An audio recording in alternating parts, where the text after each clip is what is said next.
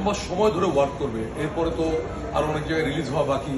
আমার কাছে যেটা মনে হয়, এখন তো আজকে তো এই নেক্সট 1-2 দিনের মধ্যে তো আমাদের এসে যাচ্ছে ইন্টারন্যাশনাল, ইউকে, নর্থ আমেরিকা, এইসব জায়গায় যাচ্ছে।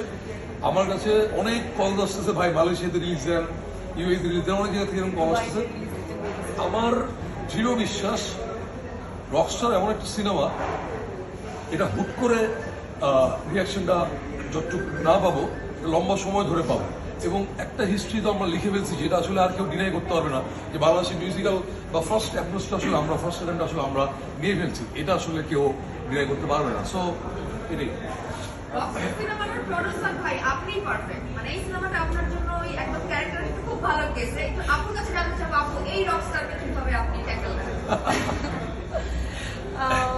ট্যাকেল দেওয়াটা আসলে ওরকম কষ্টের কিছু হয় নাই, কারণ উনি আসলে অনেক ব্যালেন্স, কাজে অনেক সিরিয়াস।